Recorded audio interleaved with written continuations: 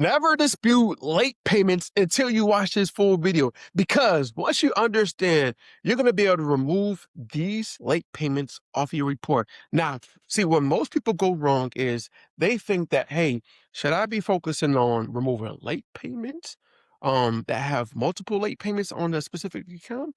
Or should I just remove the entire account? What most people do is try to dispute the late payment on their report on a closed account. It doesn't make any sense. So let me break this all down for you. Let's just say, for example, you have closed, just let me give you an example. If you have late payments on a closed account, don't focus on disputing the late payments on the account. Focus on disputing the entire account, because once you remove the entire account off the report, it's going to improve your credit score, because those late payments is affecting your credit score, right? And if you don't know, 35% of your credit score is made up of payment history. So by you removing the entire account off your report, it makes your credit score improve. All right. So instead of trying to fix that 60-day, 90-day late, focus on removing the entire account, because let me show you an example.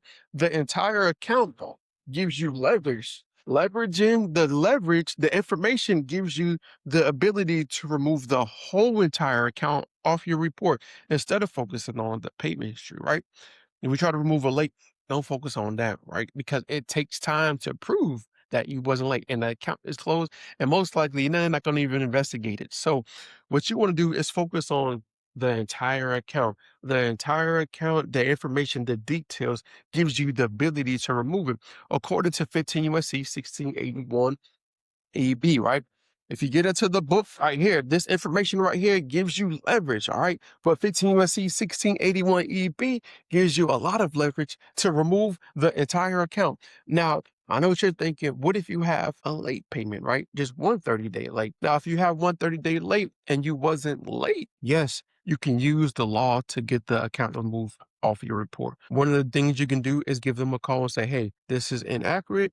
I wasn't late. You have information. You can show that you wasn't late. Now, let's just say you have a open account, because a lot of people don't think that they can remove an open account off their report. If you have an open, let's just say a car loan on your report, right? You have a car and you was late, life happened, and you was late multiple times. You can remove that entire car loan off your report according to the Fair Credit Reporting Act. According to the Fair Credit Reporting Act, the information within the Fair Credit Reporting Act, because of, guess what? The law states that Experian, TransUnion, Equifax has to assure maximum possible accuracy. So, with that being said, if that specific car loan, the open date, date of last payment, date last active, payment history is incorrect, it gives you the ability to dispute the entire account and get it off your report. And guess what? They're not going to come pick up the car. You're disputing the information of how it's being reported.